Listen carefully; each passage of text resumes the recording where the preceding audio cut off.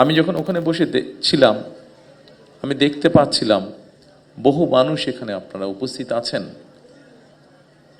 শহীদ পরিবারের সদস্য, আহত যোদ্ধাদের মধ্যে যারা তাদের কষ্টের কথা তুলে ধরতে চাইছেন বা বলতে চাইছেন।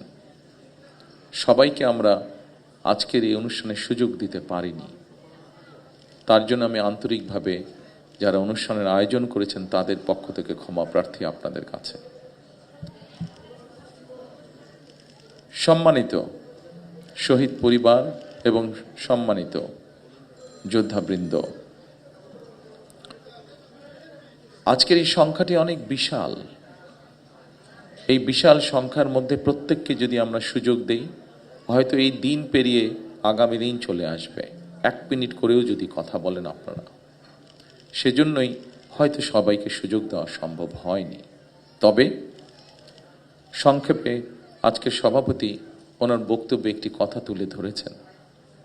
আপনারা যখন কথা, আপনাদের কষ্টের কথা, ব্যথার কথা, ত্যাগের কথা বলার জন্য ব্যাকুলভাবে সকলের দৃষ্টি আকর্ষণের চেষ্টা করছিলেন, অস্থিরভাবে প্রকাশ করছিলেন নিজের মনের কষ্টের কথা, তখন আমি এবং নজরুল ইসলাম খান সাহেব বসে একটি সিদ্ধান্ত গ্রহণ করেছি, যা উনি আপনাদের সামনে তুলে ধরেছেন। বাংলাদেশ জাতীয়তাবাদী দল বিএনপি এর আগে যখন দেশ পরিচালনার দায়িত্বে ছিল, তারা মুক্তিযোদ্ধা মন্ত্রণালয় নামক একটি মন্ত্রণালয় তৈরি করেছে, যা 1971 সালে যারা মুক্তিযুদ্ধে শহীদ হয়েছেন, আহত হয়েছেন, অর্থাৎ এক কথায় মুক্তিযোদ্ধা পরিবারদের কল্যাণ তারা দেখভাল করে থাকে। আমরা সিদ্ধান্ত নিয়েছি যে ইনশাল্লাহ বাংলাদেশের মানুষের সমর্থনে বাংলাদেশ জাতীয়তাবাদী দল আগামী দিনে সরকার গঠনে সক্ষম হলে এই শহীদ পরিবার যারা আছেন, জুলাই যোদ্ধা যারা আছেন, জুলাই আন্দোলনের যারা শহীদ পরিবার বা যোদ্ধা আছেন, তাদের যে কষ্টের কথাগুলো যে কয়জন ব্যক্তি, যে কয়জন মানুষ তুলে ধরেছেন কষ্টের কথাগুলো, এই কষ্টগুলোকে যাতে আমরা কিছুটা হলেও সমাধান করতে পারি। যাকে আমরা হারিয়ে ফেলেছি তাকে তো আমরা ফিরিয়ে আনতে পারবো না, কিন্তু যারা পেছনে রয়ে গিয়েছেন সেই পরিবারের সদস্যদের বিভিন্ন সুবিধা অসুবিধাগুলো যাতে দেখভাল করতে পারি, এই মুক্তিযোদ্ধা মন্ত্রণালয়, কারণ তারাও একজন মুক্তিযোদ্ধা, তারাও আপনারা মুক্তিযোদ্ধা হিসাবেই আপনারা গণ্য। 71 সালে এই দেশের মানুষ, মুক্তিযোদ্ধারা এই দেশের স্বাধীনতা অর্জনের জন্য জীবন দিয়েছিলেন। এই দেশের স্বাধীনতা অর্জনের জন্য যোদ্ধারা ত্যাগ স্বীকার করেছিলেন। ঠিক একইভাবে 24-এ যে যোদ্ধারা যুদ্ধ করেছেন, তারা স্বাধীনতা সার্বভৌমত্ব রক্ষার যুদ্ধ করেছেন। স্বাধীনতা সার্বভৌমত্ব অর্জিত হয়েছিল 71 সালে, তাকেই আবার রক্ষা করা হয়েছে 2024 সালে। সেজন্যই মুক্তিযোদ্ধা মন্ত্রণালয়ের মধ্যে আমরা আরেকটি ডিপার্টমেন্ট তৈরি করব, যাদের দায়িত্ব হবে এই মানুষগুলোর দেখভাল করা। ইনশাআল্লাহ। সম্মানিত শহীদ পরিবারের সদস্যবৃন্দ, সম্মানিত জুলাই যোদ্ধারা, দীর্ঘ 1.5 দশকেরও বেশি সময় ধরে চলা ফ্যাসিবাদী বিরোধী আন্দোলনে হাজার হাজার মানুষ গুম হয়েছে, খুন অপহরণের শিকার হয়েছে। এরকম অনেকগুলো পরিবারের সাথে গতকাল আমার কথা হয়েছে, দেখা হয়েছে। অসংখ্য অগণিত পরিবার সব হারিয়ে ছিন্ন বিচ্ছিন্ন হয়ে গিয়েছে। শুধুমাত্র জুলাই গণ অভ্যুত্থানেও 1400-রও বেশি মানুষ শহীদ হয়েছেন, আহত হয়েছেন 30,000-এর মতন মানুষ। এই 30,000-এর মতন মানুষের মধ্যে এমন কিছু মানুষ আছেন যাদের সংখ্যা 500-র মতন, যাদের কারো এক চোখ অথবা কারো 2 চোখই নষ্ট হয়ে গিয়েছে, পঙ্গু হয়েছেন অনেকে। জুলাই অভ্যুত্থানে যেভাবে মানুষকে হত্যা করা হয়েছে, ১৫০০-এর মতন মানুষকে যে হত্যা করা হয়েছে, এটিকে এক বাক্যে স্রেফ আমরা একটি গণহত্যা বলতে পারি। জুলাই গণ অভ্যুত্থানে যারা বিভিন্নভাবে আহত হয়েছেন, তাদের অনেকেই আজকের এই অনুষ্ঠানে উপস্থিত আছেন, আমাদের সামনে বক্তব্য রেখেছেন কেউ কেউ। অনুষ্ঠানে অংশগ্রহণকারী আহতদের যারা বক্তব্য রেখেছেন, তাদের কষ্টের কথাগুলো আমরা শুনেছি। প্রিয় ভাইরা, আপনাদের কারণেই, আপনাদের সাহসী ভূমিকার কারণেই যারা শহীদ হয়েছেন, যারা আহত হয়েছেন, আপনাদের সাহসী ভূমিকার কারণেই ফ্যাসিবাদী চক্র শুধুমাত্র রাষ্ট্র ক্ষমতা নয়, বরং এই দেশ ছেড়ে পালিয়ে যেতে বাধ্য হয়েছে। 2024 সালের 19 আগস্ট আমি আপনাদের ভূমিকার কথা স্মরণ করে একটি বক্তব্য রেখেছিলাম। সেই বক্তব্যে আমি বলেছিলাম, বিশ্ববিদ্যালয়ের ছাত্র শহীদ আবু সাইদ, মাহফুজুর রহমান মুগ্ধ, কলেজ ছাত্র ওয়াসিম আকরাম, মাদ্রাসা ছাত্র আব্দুল্লাহ আল মামুন, স্কুল ছাত্র রিফাত হোসেন, কুমিল্লার আইনজীবী আবুল কালাম, চুয়াডাঙ্গার রাজমিস্ত্রি উজ্জ্বল হোসেন, নোয়াখালীর দোকান কর্মচারী আসিফ, বরগুনার ওষুধ কোম্পানির সেলসম্যান আল আমিন, পাবনার গাড়ি চালক আরাফাত হোসেন, মিরপুরের গুলিবিদ্ধ 22 বছর বয়সী মুত্তাকিম, দোকান কর্মচারী আতিকুল, অষ্টম শ্রেণীর শিক্ষার্থী তামিমের মতন অনেকের হাত কিংবা পা কেটে ফেলতে হয়েছে। গণহত্যা থেকে 6 বছরের শিশু রিয়া গোপাও কিন্তু রেহাই পায়নি সেদিন। এক বক্তব্যে হয়তো আমরা সকলের নাম বলতে পারবো না, এত মানুষ শহীদ হয়েছেন, এত মানুষ আহত হয়েছেন।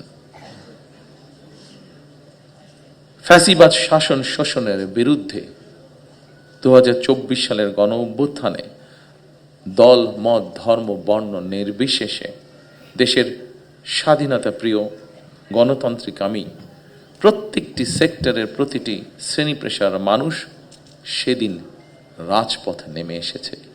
সেদিনকার যত ছবি উঠেছে, ক্যামেরায় বন্দি যত ছবি উঠেছে, প্রত্যেকটি ছবি এই কথারই সাক্ষ্য দেয়। 2024 সালের আন্দোলন কোনো ব্যক্তি, দল বা গোষ্ঠীর নয়।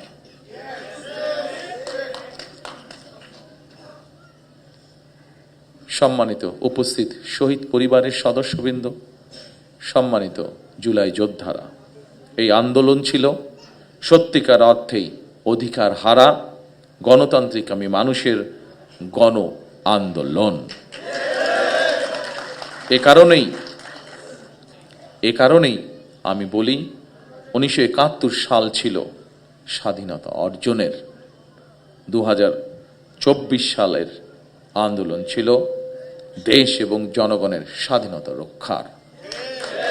সুতরাং 2024 সালকে যদি সুসংহত করতে হয়, তাহলে দেশের সকল নারী, পুরুষ তথা প্রতিটি নাগরিকের রাজনৈতিক এবং অর্থনৈতিক স্বাধীনতা নিশ্চিত করা অবশ্যই প্রয়োজন। যারা স্বাধীনতা রক্ষার আন্দোলনকে দলীয় স্বার্থ রক্ষার আন্দোলনে পরিণত করতে চায়, তাদের সম্পর্কে স্বাধীনতা প্রিয়, গণতান্ত্রিকামী প্রিয় মানুষকে অবশ্যই সজাগ থাকা জরুরি। 2024 সালের দেশ এবং জনগণের স্বাধীনতা আন্দোলনে হতাহত পরিবারের স্বজন কিংবা আহতদের অবর্ণনীয় কষ্টের কথা আমরা আজকে আমাদের এই অনুষ্ঠানে শুনেছি।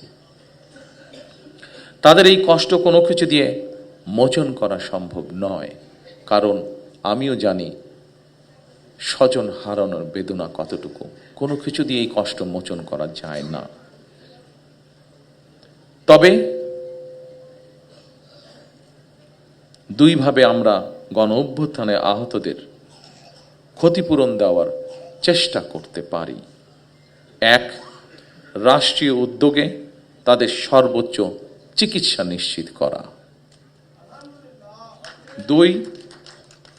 দুই, সম্মানিত উপস্থিতিবৃন্দ, আগেই বলেছি আমি, যে উদ্দেশ্য নিয়ে এই সাহসী মানুষগুলো রাজপথে নেমে এসেছিলেন, রাষ্ট্র এবং সমাজ সেই উদ্দেশ্য বাস্তবায়ন করা, অর্থাৎ মানুষের রাজনৈতিক অধিকার, প্রত্যেকটি দল মত নির্বিশেষে প্রত্যেকটি মানুষের রাজনৈতিক এবং তার যোগ্যতা অনুযায়ী তার অর্থনৈতিক অধিকার নিশ্চিত করা। দীর্ঘ ১.৫ দশকের বেশি সময় ধরে ফ্যাসিবাদ বিরোধী ধারাবাহিক আন্দোলন এবং ২০২৪ সালে ফ্যাসিবাদ বিরোধী আন্দোলনে বীর শহীদ এবং আহত এবং হতাহতদের প্রতি রাষ্ট্রের অবশ্যই দায়িত্ব রয়েছে। একটি দায়িত্বশীল রাজনৈতিক দল হিসাবে বিএনপি সেই দায়িত্ব অনুভব করে, যার কথা একটু আগে আমি এবং আজকের অনুষ্ঠানের সভাপতি সাহেব উল্লেখ করেছেন আপনাদের সামনে। জনগণের রায় বিএনপি রাষ্ট্র পরিচালনার দায়িত্বে পেলে অবশ্যই পর্যায়ক্রমিকভাবে আমরা আমাদের সেই দায়িত্ব, সেই অঙ্গীকার, সেই প্রতিশ্রুতি আপনাদের সামনে এবং দেশের মানুষের সামনে ইনশাল্লাহ পূরণ করব।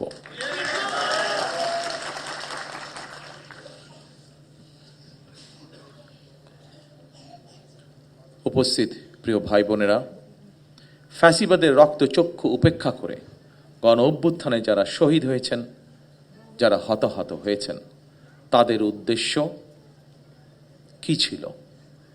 তাদের উদ্দেশ্য ছিল একটি স্বনির্ভর, একটি নিরাপদ, একটি গণতান্ত্রিক বাংলাদেশ গড়ে তোলা। একটি নিরাপদ গণতান্ত্রিক বাংলাদেশ প্রতিষ্ঠার জন্য আগামী জাতীয় নির্বাচন অত্যন্ত অত্যন্ত এবং অত্যন্ত গুরুত্বপূর্ণ।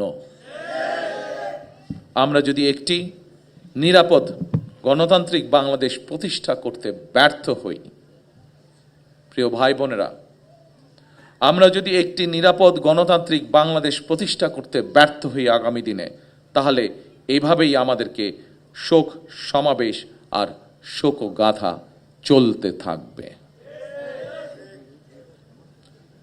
সুতরাং আর শোকগাথা বা শোক সমাবেশ নয়, বরং আসুন গণতান্ত্রিক আমি মানুষ আগামীর বাংলাদেশে গণতন্ত্রের বিজয় গাথা রচনা করবে ইনশাল্লাহ।